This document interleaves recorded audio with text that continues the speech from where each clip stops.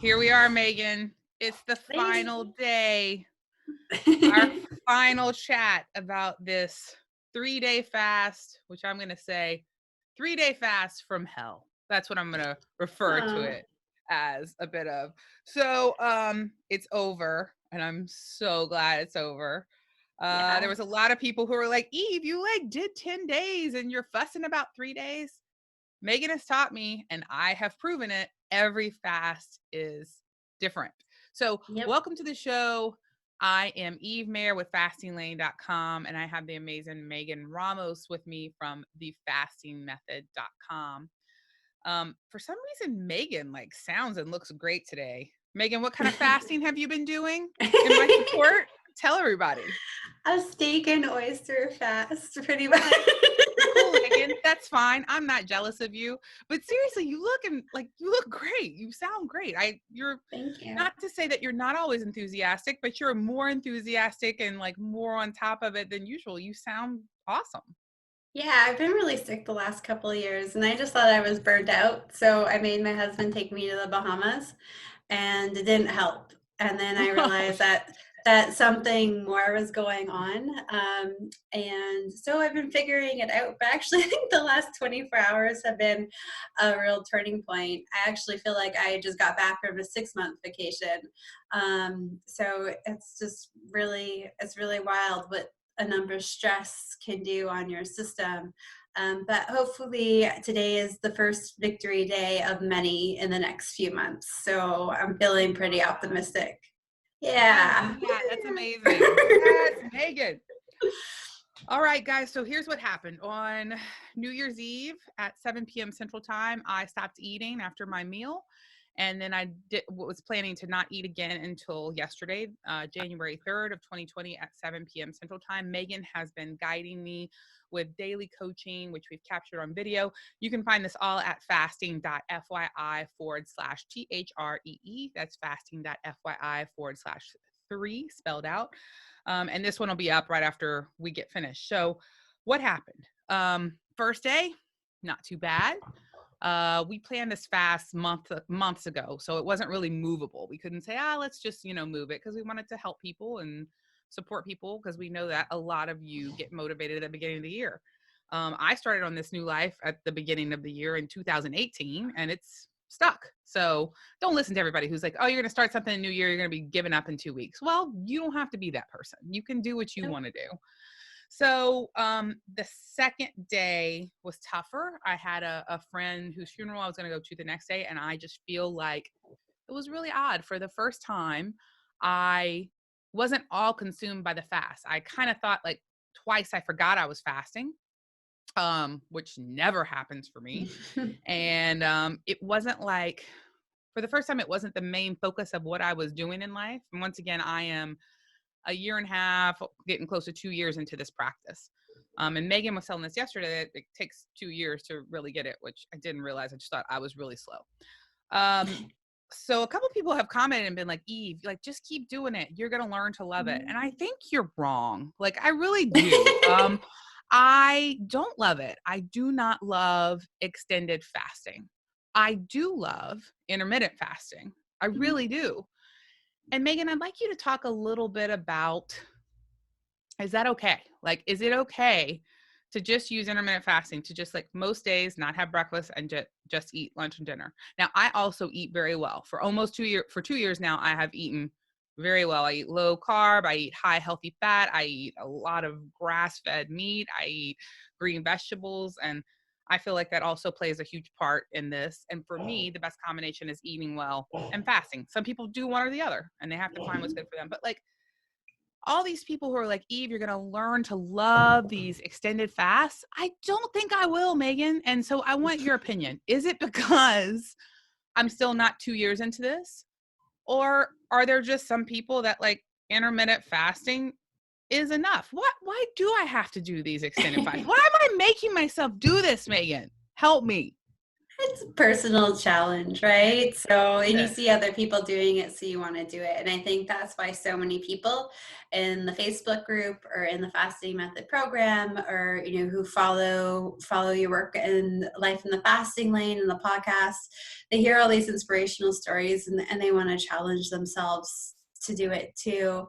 Also, I think a lot of people, our human nature is like, well, we did one day of fasting and we want to, miraculously be better. And I'm no exception to the rule. Like, I started taking this medication to boost my blood pressure, and I was really ticked off that in 12 hours I didn't have the blood pressure of like a young, healthy 20-year-old. And it's like, oh, come on, Megan. And then like I started giving myself all of the internal self-talk that I would give to anyone that I work with. So the longer fast do get us to our goal places, sometimes faster.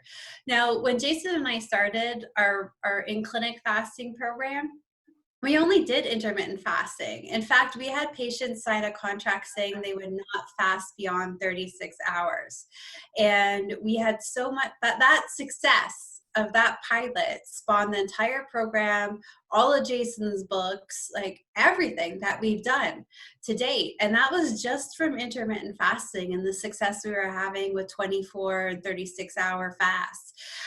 Did we start doing longer fasts with our patients? Absolutely. You've heard us both talk about it a number of times. But these patients that we would say, hey, do a 7-day fast or do a 10-day fast, these are people that are like hanging off the cliff in terms of their health. If they don't get their sugars down and get that infection on their foot under control in a matter of days, they're going to lose that foot. Like, these are serious circumstances where we've recommended extended fasting. And every now and then I work with a woman who has really, really low estrogen levels, postmenopausal, who's just not losing weight. And we might need to do a longer fast to the extreme to shake things up. But those are really the only circumstances where we need to do a longer fast. Most of the time, intermittent fasting is great. To a comment, a 16 or an 18-hour fast is just great for living healthy. If you're happy with where your health markers are, doing a 16 or 18-hour fast daily will keep you there. Will keep you there most likely. And over time, you should even still notice improvements in your health, but it's a lot longer time frame. But it's a great way to live right now. Like, I've decided today I'm going to just start doing 16, 18-hour fasts myself after going through some health things.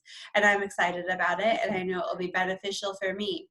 But the 24 and 36-hour intermittent fasting. So if you're someone watching, looking to regain control of your waistline or your health, as long as you do it consistently, you're going to get all of the same results as the people who do these longer fasts more regularly.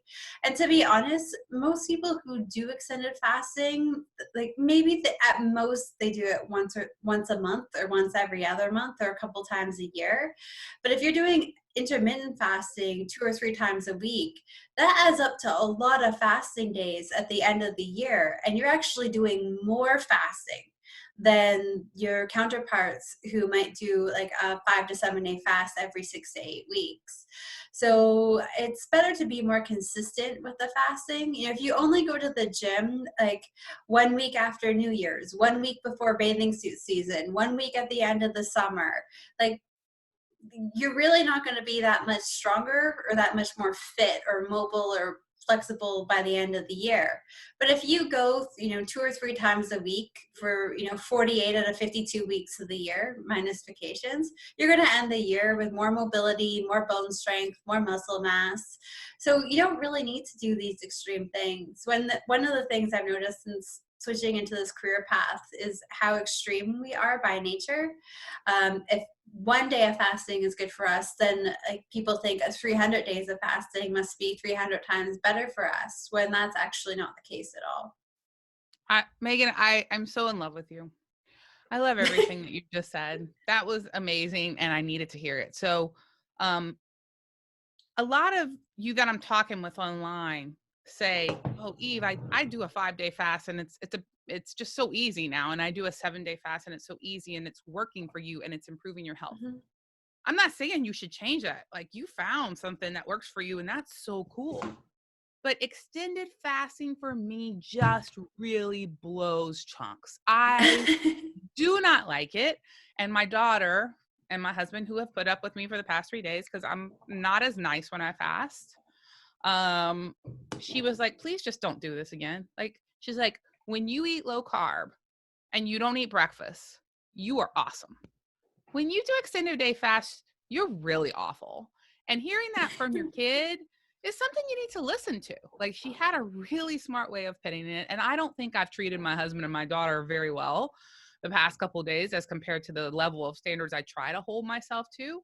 And I am not going to I'm committing to not do an extended fast again unless I need it for a health problem for at least a year, because it's not for me. Now, there were extenuating circumstances this time, and you can't plan for that. Actually, you can plan for that. You can say, I'm going to call this fast because I have these emotional issues that are happening, and there'll be a better time for it.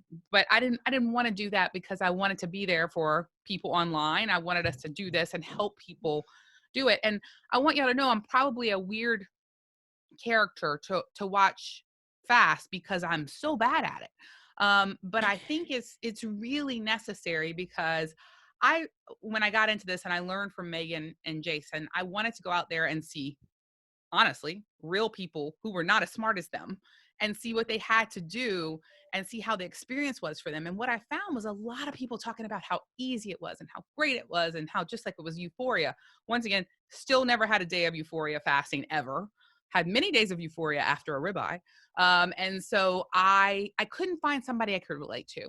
So I just really thought that if I shared my story about 24 years of obesity, 3 bariatric surgeries, rehab for binge eating, I'm just super exceptional at failing at this. And then just being real, not the best at fasting. And I wanted people to hear it because probably the way that you are struggling right now is a way I have struggled at some point, and I can tell you the truth about it. So what I have learned in a year and a half of fasting for me is intermittent fasting is something that I hated at first and completely enjoy now. I really enjoy it. I'm not hungry in the morning. I feel better than I've ever felt. I like to work out fasted.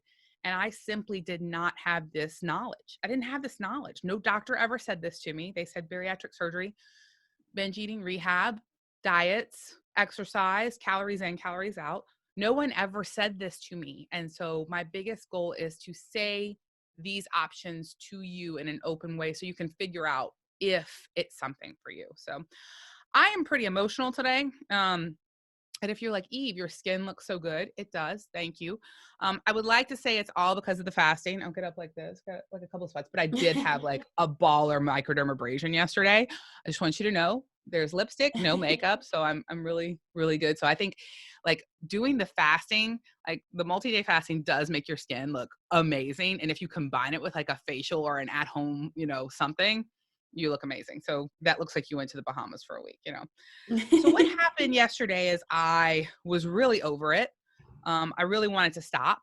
Had I not been doing this online and in the hopes of educating people, I would have stopped. And people gave me really great feedback about you should stop or you shouldn't stop or whatever. And it was interesting to hear. And only you can make that decision for yourself of when to stop or when to continue on. I chose to continue on. It was really tough. And then my daughter and I have been getting really sick for like the past 3 weeks. We had the flu, even though we had a flu shot. We had pharyngitis, we had sinusitis. We got to Christmas with our family, but I was not sick, but I was so tired that I slept through most of it, which was really lame for my parents, I'm sure, because I just slept like a baby the whole time and would get up and try to party and get the partying and then go back to sleep. So my daughter and I came back home and we both had ear issues and throat issues. So we went back to the doctor and just like, hey, I'm sick of this.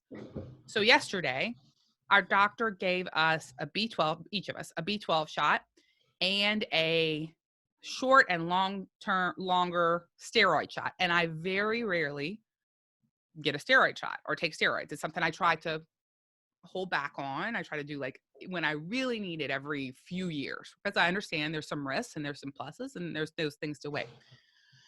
Last night during the night, I was incredibly sick for hours, like very nauseated, incredibly dizzy.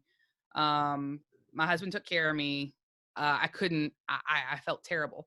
My daughter, before she went to bed and during the night too, was also really dizzy and it woke up kind of nauseated too. So I think it was both of us. I think it was the shot. Now our throat and our ear feels better, which is nice. And we're trying to get back to life and go back to work and school. But I think I had a very severe reaction. And I'm curious to know if you know, I didn't tell my doctor I'd fasted. I don't keep it a secret from him. He knows, and he supports what I do. But I was feeling so crappy yesterday and so emotional after the funeral that I just forgot to tell him, like, hey, I didn't eat for 3 days. And then I took those shots. And then last night I was incredibly sick to my stomach, incredibly dizzy, crying like a mess for 3 to 4 hours, which is why I'm not the best today. What did I do wrong? Should I have told him that? Did I totally screw up? Is it related? Like, I'm confused. I mean, everyone, to your best capacity in the moment, you should always try to make your doctor as most informed, but you did not. Like, we have, Jason and I have seen patients in clinic that for severe pain get like 30 injections a week, and we still fast them for like 7 days, like during the injections, after. So funny you mentioned dizziness, because I'm taking a steroid to boost my blood pressure right now, and this morning when I grabbed the bottle from the fridge, I looked at it and said may cause dizziness, and I'm like, what the heck? I'm taking this to counteract my dizziness. Yeah, how weird. But it's like this big massive label on the bottle. But in general, dizziness and GI upset, like so upset tummy, anywhere from bloating, constipation, diarrhea, the whole kit and caboodle, are the biggest and most prominent side effects of taking steroids. But Megan, I have never had that. In the past, when I took steroids, I felt like a beast. I was up all the time. I had tons of energy, and I ate everything and gained 10 pounds usually. And now that I feel I'm in this new body, the steroids, I don't know, it made me very, very sick. So, like, what's the difference? It's, you should always take food with steroids to help reduce. Even a shot? It was a shot. So I don't know. Even a shot. It would have been wise to eat after. Now, that being said, we fast patients in clinic on prednisone all the time. Okay. I don't eat till like 1 or 2 p.m. and I take 3 steroid tablets before then, and I'm fine. It's like metformin. So for many people out there that are following this fast, they take metformin because they're pre-diabetic, borderline diabetic. And all of the time, like every day, I probably get like a dozen emails. Same thing. Can I take metformin when I'm fasting? Well, metformin theoretically shouldn't make you go hypoglycemic.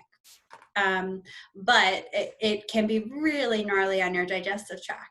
So what Jason then has always done is, well, it's better to try to see if the metformin can help mitigate some of the high blood sugars that you might have while you're fasting than take more insulin. So let's see. And let's have you come back to the clinic in a week. And if you tell us that you're vomiting and having crazy diarrhea, then obviously you can't take metformin.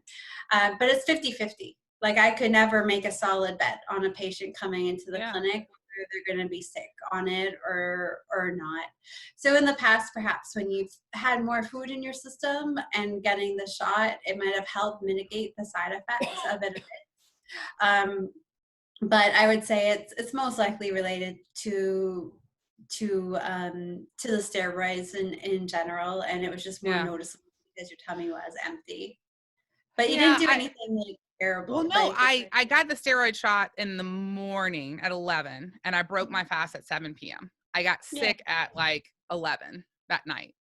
But mostly dizziness. I've had a longer fast. I've broken a fast. I ate lots of food. My stomach was an issue. And then this morning it was fine, like more than fine. So I did, like, let's go back to the good stuff. Thank you for answering those questions, Megan. And it was interesting. I think I was very stressed out yesterday and emotional yesterday too, which I think affected my health. Sounded like your internal steroid levels are already really high given the circumstances. Yeah. And then the injection on top of that was a little bit more extreme given your own body's production that day. Yeah. I feel I'm not hungry yet because I don't get hungry usually until noon or 1, but I had coffee, I had water. I feel better today. I feel very, very, very tired. Like I just don't want to do anything. And so I will get back to that as soon as our call ends. But here's how I broke my fast. At 7 o'clock at night, I always break my fast with a piece of bacon. And that bacon tastes better than really anything in the world. And it was amazing.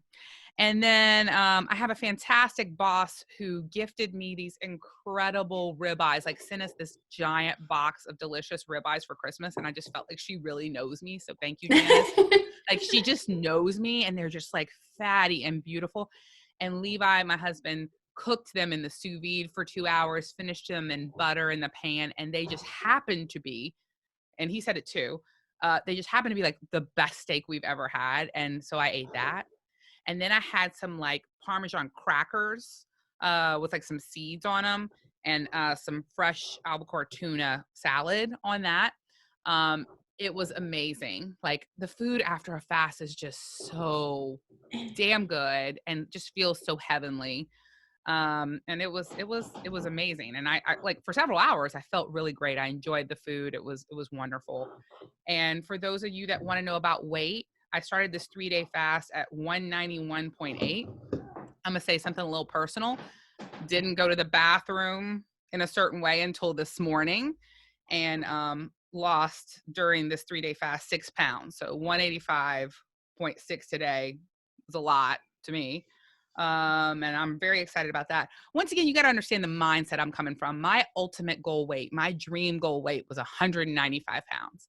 And I just look at it each day, and here I am at 185 pounds. And I'm just like, I think that's another thing too. Like for me, this is great. And now I'm just kind of curious. Could I get to the 170s? I'm just kind of curious.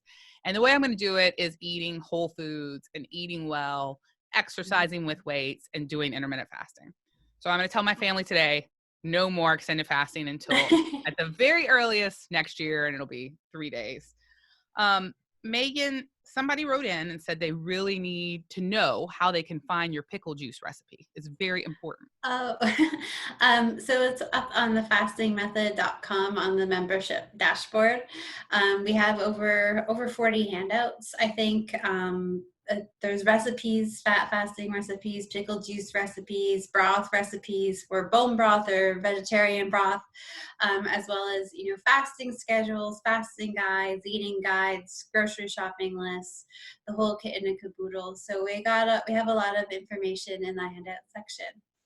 Perfect. Thank you so much for that. I tell you what, I had been drinking in past multi-day fasts. I had been drinking pickle juice in the evening. And after you told us about drinking it in the morning and a half a cup, which was definitely more than I was drinking, I tried that. And it made a huge difference. Like it made the amount of difference it made in how hungry I felt and how good I felt was really like incredible. So drink your dang pickle juice in the morning. Make sure it doesn't have any sugar in it. It really helps out a lot. Rim the salt glass like you're having a fancy drink. Go to a cocktail party and hold that glass, and they'll just think you're having like this fancy drink, and it'll be pickle juice with salt rim. That'll be wonderful. So try Megan Strick with that. A lot of people have asked me what book should they start with, what book you can read. If you go to fastinglane.com/library, you're going to see some links to some books. I think the best book you can always read is the first book I read, which is The Obesity Code by Dr. Jason Fung. There's a link to that book there. And The Complete Guide to Fasting is really good. And there's all kind of good stuff coming out, especially Life in the Fasting Lane by me and Megan and Dr. Fung. And it is available for pre-order. You can get the link to that at fastinglane.com, or you can go straight to Amazon and you can check that book out. But in that book, I think I talk a lot about my story and the trials and tribulations of wrapping my brain around this. Megan, tell a bit about your sections, because the knowledge you bring to the table is just really rare. I don't think anybody else has it. First, we get lots of opportunities to write books, and like the obesity code, all the other stuff. And I've got a couple of other books that I'm working on. It takes time. But when Eve approached Jason and I just remember in clinic, Jason saying like, this is like, we need this. And I didn't know Eve. I barely knew her. She was coming to Toronto in like a week's time with her husband to meet Jason and I in person. And he's like, read some of these like posts that Eve sent to me. And I read it and I was like, holy cow, like this is how like all of our patients, particularly our female patients, feel on the inside.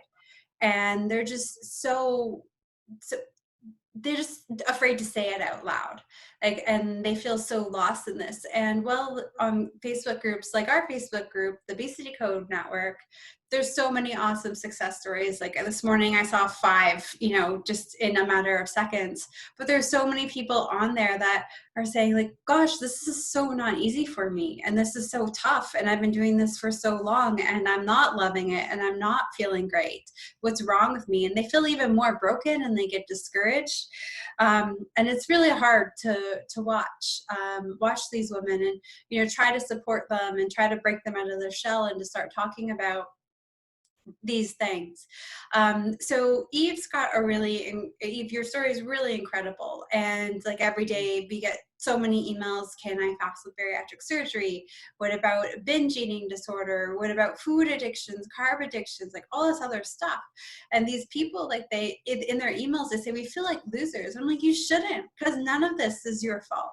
And we can totally rewire you and get you back on track. And it's not going to be a great experience, but that's okay. We're here to help you, and we're here to provide you with support. So, and in the book, Life in the Fasting Lane, it's so needed because so many of you listening today, you feel so alone, and you're not alone. And Eve is literally like, you've been through it all. So Eve really is upfront and shares her story. And then myself and Jason really gets into the doctor science-y aspect of it. But, I go to share that, hey, like, this just isn't Eve. This is like the 10 or 14,000 other women that I've worked with too. And they're not alone, and this has worked for them, and this is why it's worked for them. And this is how we've had to tweak things or organize things. And so it's really sort of, you give that best friend voice to everyone. And then I think my contribution is saying, hey, and this is just like all of these other people that I've worked with, and all these other women, younger, older, in between, and why fasting has worked for them. Megan, thank you so much for that. Listen, guys, I don't care what your health is right now or what weight you're at right now. This secret thought that you have, if you have it, that you feel ashamed and like a just broken loser and something's wrong with you, you're wrong. You're just straight up wrong. And I think this information and this possibility is something for you to explore and make your own decision, and stop having other people make these decisions for you. We're not telling you what to do. We're giving you options of what has worked for us, what has worked for other people, so you can explore it, because only you will be able to understand it if you see if it works or doesn't work for you. Megan and Jason and I really want to help people, and we would love for you to buy our book, Life in the Fasting Lane. But if you don't have the money to buy it, wait until it's in the library and go check it out. Or go sign up for the free resources on thefastingmethod.com today. Go sign up for the free stuff on fastinglane.com today. There's free stuff. There's lots of information out there. We think the book is amazing, and that's why we put it together, and we think it's going to help a lot of people. But we just want you to have the information, and we want you to today be free of that shame that is holding you back of making the choices you want to do for yourself. Because you're not a freaking loser. I'm not a freaking loser. And neither are Jason and Megan. So there. That's my piece for today. To Eve's point, you're not the only one. Both Jason and I are big foodies. Like Jason and I, massive foodies. My husband, Angel, who's our chief operating officer, major foodie. So like when we fast, none of us go into a fast thinking, whoop-de-doo, like this is going to be great. It's a therapeutic treatment for us that we do. For our health. It's not something where I wake up and I'm like, oh, I'm going to fast today. And I'm like, oh man, no bacon, no steak, no oysters, but yeah. I'm doing it because it's good for me. It's similar to going to the gym. I can't tell you how many mornings I cried walking to the gym, but I felt awesome leaving the gym. And I'm like, okay, this is why I do it. And every time I get good blood test results, I'm like, okay, this is why I fast. This is why I do it. So it's, if you're out there and you love fasting, like all the power to you, that's amazing. But if you're out there and you're struggling like Eve, just know that like all these gurus too, we love our food, we love eating. We just have to balance it out with fasting so we can continue to enjoy eating and being the good foodies that we are. Yes. And I'm going to talk a lot more about feasting in 2020, because I think you're so right. Like, I just had this misconception that people who fasted are people who were fit, just didn't really care about food. Like, they just didn't care that much. And I'm like, I can never be like them. I love food. Eating is Me one of my too. favorite activities. And so this year I'm going to spend more time on talking about how great it is to eat, how to eat the foods that make me feel good, how my mind is shifting to wanting the things that make me feel good, which took me a long time, but it's getting there. And it's really cool. To desire a ribeye instead of a piece of cake is the weirdest thing I've ever experienced. And I just thought when people told me that, they were full of crap. I'm sorry I thought that, but I really thought y'all were full of crap. But I'm there now. And it's really, I fantasize about ribeyes now. So it's really great. And I'm going to talk more about this year because I think it's really important. I'm at 185 pounds, which is awesome. I'd like to go get a DEXA scan at the end of this month with my family. My daughter, who's 13, we've really struggled to be like, let's not obsess about the weight. Let's look at the body fat percentage and the visceral fat, and let's go learn. And so it seems kind of silly maybe to some people, but we have the money and we're going to go get a DEXA scan as a family so we can understand not just that number on the scale, but like, where is our muscle mass? How is it growing? What areas is it in? What does visceral fat mean? Because I really did her a disservice the first 11 years of her life with the way I had her eat and the modeling that I set up before her. And I'm trying to right the wrongs that I have done. And sometimes I'm a little too much with it, which I learned from my husband and daughter yesterday. But fair, I agree. And she has been phenomenal. She's made a lot of different choices for herself, and she's lost some fat and gained some muscle. And I couldn't be more impressed with her. Let's talk real quick about Levi. Levi is my husband. He's 45 years old, really never been like super overweight, just like gained a little weight here. Does intermittent fasting with me. Decided to do this 3-day fast. I just want to tell y'all, he stopped on the second day at lunch. So I was really stressful. I'm sure we had some really stressful times. I was not the best. And on day 2, he went and had a poke bowl followed by a candy bar, which is not something he typically eat. So I'm telling on him, and I'm sure he's monitoring this right now and like, but, yeah. So I just want to say, yes, perhaps men sometimes lose weight faster on a fast, but in this case, I was able to sustain it and he was not. However, he did lose some weight. He did feel better. And the next day got right back after it and did a 24. I think for this family, the answer is intermittent fasting. It's what is good for us. It's taken me a year and a half, once again, slow learner, to figure out that we're intermittent fasters. That's what we are.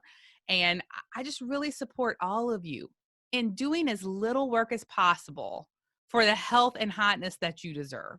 Like, why should it be complicated? Why should you force yourself to do stuff that is unnecessary? If I ever get cancer, if I ever get pre-diabetes, I will do longer fasts and I will employ a doctor and I will employ the fastingmethod.com to walk me through that. But until then, intermittent fasting and this hot ass body is what I am going to do. Megan, any closing words as we wrap up our final day? Yeah, so on that note, the key to intermittent fasting and making it successful is just consistency. And the more consistent you are with it, you're going to wake up like Eve, like you, and you're not going to want to eat till 1 o'clock every day. And it's going to get easier and you're going to like it. And before you know it, it's just going to be part of your daily routine. So stick with the intermittent fasting because it's sustainable. You can maintain it over years where you can't necessarily do that with extended fasting. I do a few extended fasts a year because my family gene pool is a mess for cancer and all kinds of neurological conditions. That's not something I strive for every week. but it will happen, just like Eve. So just be consistent with it. You can't do something 1 or 2 or 3 times and expect it to become easy. Habits take weeks and sometimes even months to form. So just stick with it. And before you know it, you'll be saying the exact same stuff Eve said to us today about, hey, I like this. It's great. I can sustain it every day. I'm not hungry till 1 o'clock. Like, how cool is that? And now you have this habit that's going to keep you looking hot, looking young, and keeping you healthy. So practice makes perfect, right? Yes. Thank you so much, Megan, for coaching me through this. I couldn't know. appreciate that. That's a fact. And so I'm so grateful to you and the fasting method. This is it. We're done. We're not coming back. Send us questions. We're here on our sites.